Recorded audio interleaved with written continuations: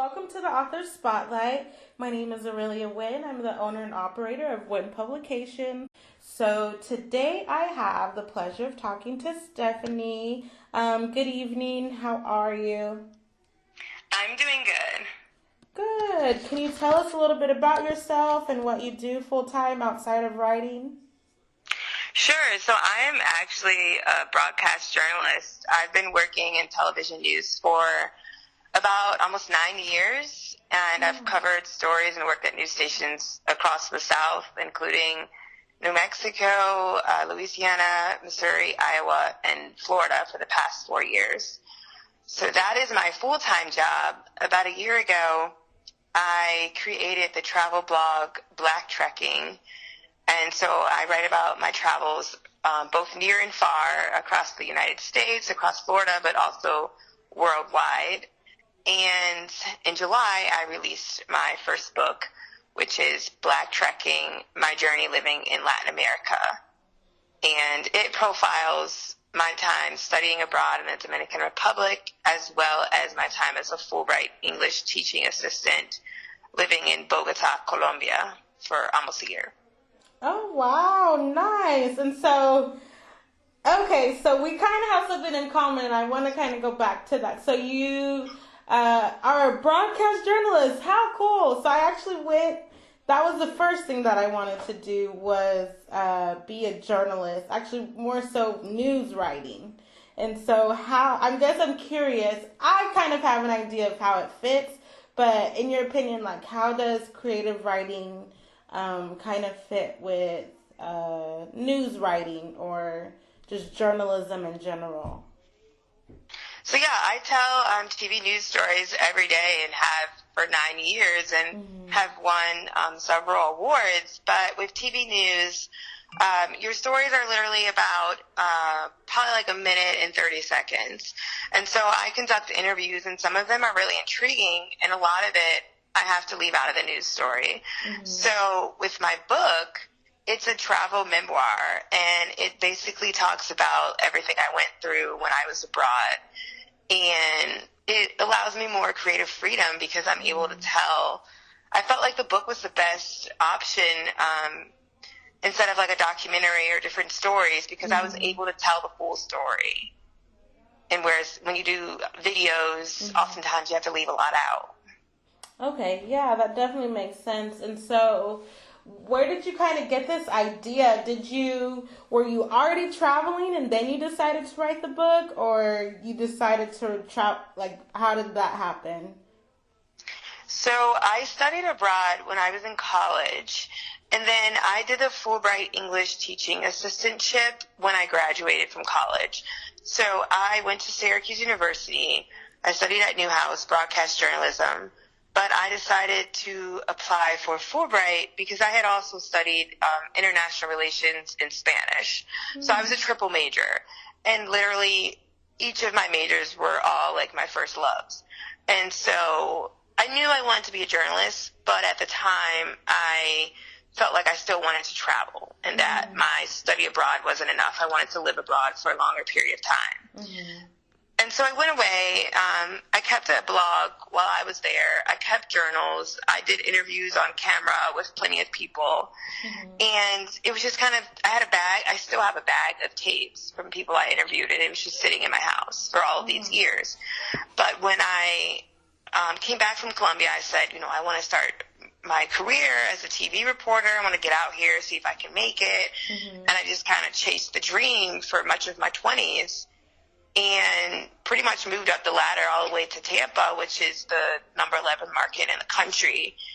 And I still felt like there were so many stories that I hadn't told about myself. I'm spending every day telling everyone else's story, but I had a lot of wisdom that I felt I wanted to share about everything that I had been through before I got into news. And so, also, I wanted to create another stream of income. And so in about 2016, actually, before I got to Florida, I decided to start writing a book. I think it probably came to me in my sleep that, I should put everything in a book, because I had journals, I had all this stuff. And so I started just writing down everything that had happened that was still in my memory.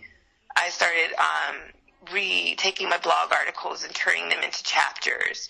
I started transcribing all the tapes that I had from interviews.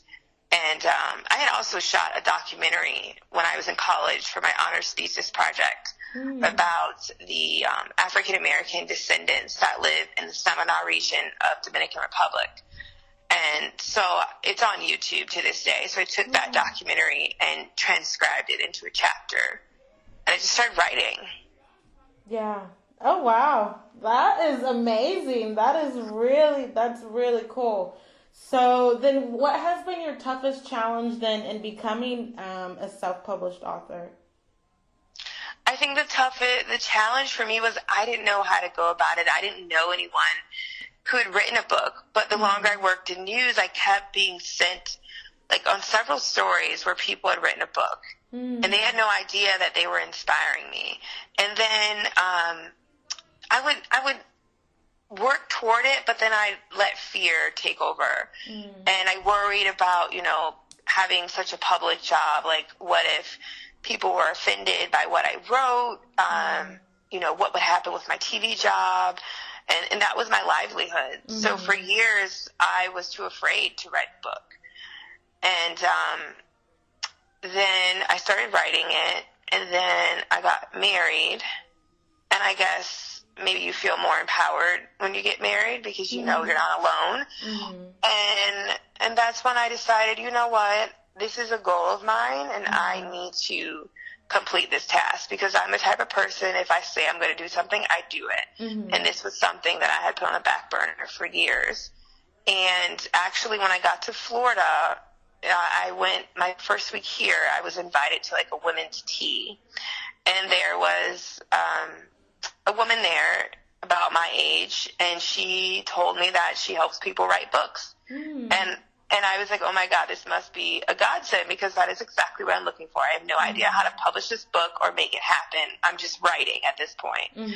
And so I just was like, you know what, I'm working with you. And so we started working together in 2016, but then I got engaged at the end of 2016. I had to plan my wedding, so I had to take a break all of 2017. And then after we got married, I picked right back up, and we were going back and forth with the editing and revising process. And finally, in 2019, we got it out there. Oh, wow. Awesome. So what does your book consist of? Is it all text? Are there pictures? How is your book made up? So my book, there are pictures on the front cover, but there aren't pictures inside of it.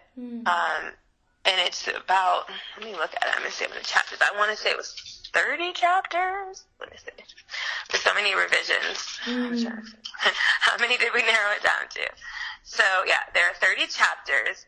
And so I kind of got the idea from Lala Anthony's book, where she would write chapters and then she had tips at the end. Okay. And I was also inspired by Michelle Obama's book, Becoming, and Gabrielle Union's book, because she was so authentic. Those are things that kept me going and helped me in the revision process of how I wanted my book to be.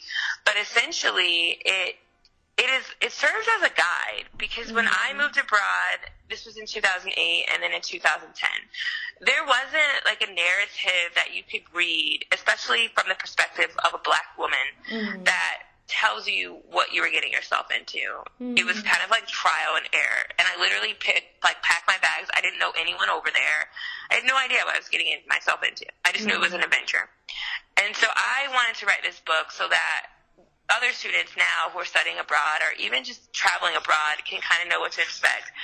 And so I think it is applicable to anyone who's traveling to a foreign country, but especially to these countries, Dominican Republic and Colombia. But every chapter is a different topic. So the first chapter is my introduction to the different countries. I talk about living with a host family, how to get around, transportation, things such as infrastructure, like electricity going out, and how do you deal with that? Spanish, the different dialects and the differences between them. I talk about, as you get further into the book, you learn more about the cultural issues. So there's one chapter that's called Skin Tone Matters, and it kind of talks about how, basically, depending on the color of your skin, how I observe people being treated. Oh, wow. And I talk about Dominican Haitian relations. And the last couple chapters are places to visit, particularly that pertain to Black culture, and different festivals to visit and things to see that you probably wouldn't see in a typical travel book. Okay. Oh, wow. Nice. Sounds interesting. I mean, I think also, I know you said, it would probably be good for those who are traveling, but as someone who, I guess my goal is to see all the 50 states first, and then I kind of want to get out of the country. But I think it would be good just to kind of read, to even, imagine, oh, okay, this is what goes on over there. Just, I don't know, for me, and I don't know about you, maybe if you don't mind sharing, when you read books, do you ever, read books to help you, escape or, go places that you might never go to? Or what kind of reader are you? I believe I read books because I want to learn. I usually read them because I want to learn information. So lately, I do reading, biographies about, famous people because I want to know, what is their life like and how did they get there? But that's, I guess, what I look for. But, I'm probably more of a nonfiction reader. Okay. But in terms of my book, I mean, if you don't like traveling, you'll definitely live vicariously through my experience. And either way, you will learn so much information. It's jam-packed with information. Oh, wow. That is not readily available. Yeah. Oh, wow. Okay. So where can we find your book at then? It is on my travel blog. You can go to blacktrekking.com/book. Also, it's sold on Amazon. If you search the title, Blacktrekking, My Journey Living in Latin America.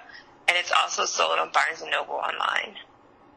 Okay, nice. So then, in your experience of trying to write and self-publish and working with an editor, can you offer any advice or lessons to other writers who might be thinking about self-publishing their book? I would say do your research when you figure out who to work with. My experience was positive. I mean, we got the book out finally, but that was partially my fault. But it took a while, but there was a lot of doubt and fear that I had to overcome that it was going to be okay. But as far as writing, I mean, I would say for me, my sister gave me this idea. She's like, if you're writing a book, you need to start your blog before you finish the book so that you already have an audience. And so I built up an audience before I released the book, and I think that was helpful. And I have all the domains for my book, for Instagram and Facebook, and the domain on the internet. So that was helpful. As far as writing, I mean, I had lots of journals, and that was helpful that I had kept good notes along the way. Also, I had to do a lot of fact checking over and over again. It was pretty meticulous. Oh, wow. Okay. But I don't know. I mean, I had a pretty positive experience thus far. So how do you, I guess, and it's a question that I get pretty often, but how do you take your journals and turn them into a book? What from your journals do you use? Well, for me, I mean, I had to figure out what did I want to tell and what did I need to keep to myself. So that, the first version of the book was super detailed, and I gave it to my editor, and she's just like, oh my God, Stephanie, you do not need to put all this out there. And so I had to go back and, literally rewrite the book and put it into chapters and some type of order, because it was just all over the place. Okay. And so that was hard for me. It was the organization of the book. But in terms of the journals, I pretty much just wrote everything. I typed everything up on the computer. It was here's my book, and then we had to figure out, okay, What are we taking out? How are we organizing this? That's how I went about it, and that's why it took forever. But that's me. Like, I'm always, like, long-winded, like, tell you these long stories, like, super detailed. And so I always have to go back and cut stuff. Oh, man. Oh, wow. That's like, do you think that, does any of that come from just being a journalist, or is that just you personally? I'm not sure. I mean, I've definitely acquired the skill of being a storyteller because I do it every day. But I think that's just my style of, like, it's like I want people to know. And so I'd rather give you more information than less. Okay. Yeah, that's interesting. Okay, that's cool.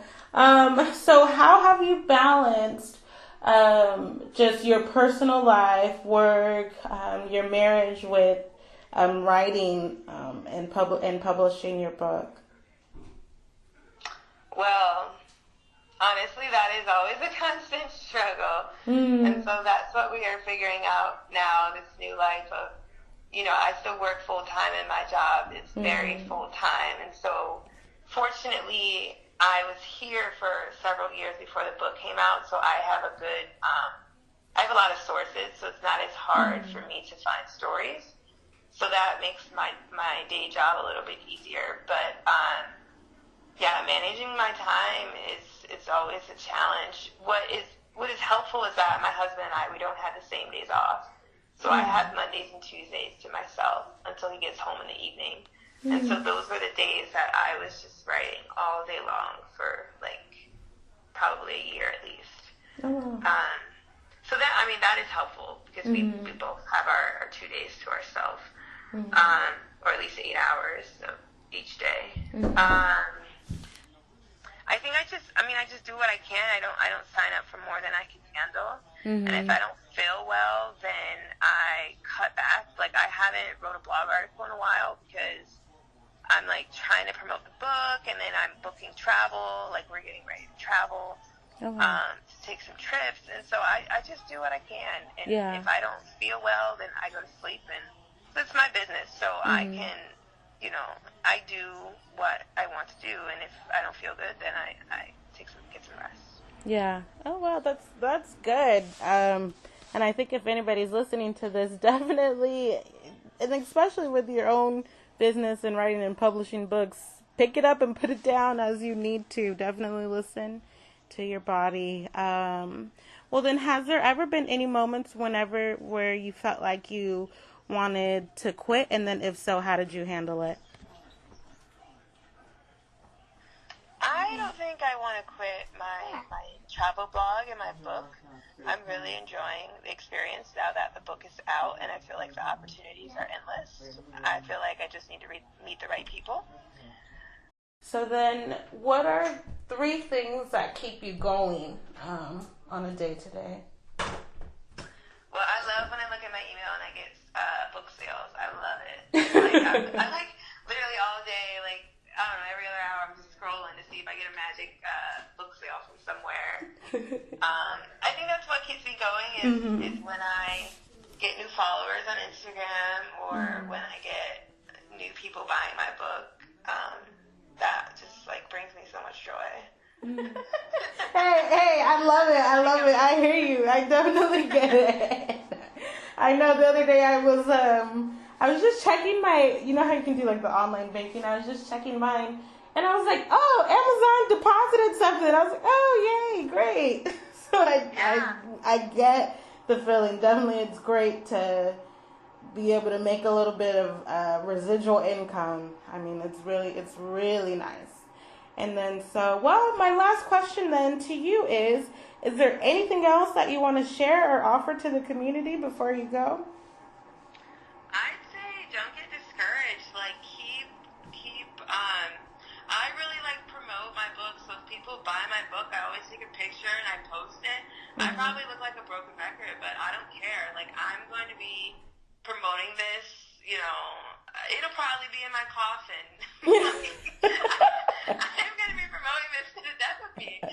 So if people don't like it, they can just stop following me. But, I mean, yeah, you should be proud of your work and don't get discouraged when people don't buy it. Just keep pushing it and figure out different strategies for how to get sales, and just keep trying new things. Do, like markets, or just find different ways to get your book out there, but don't give up. Ooh, sounds good. Thank you so much. Thank you so much for your time.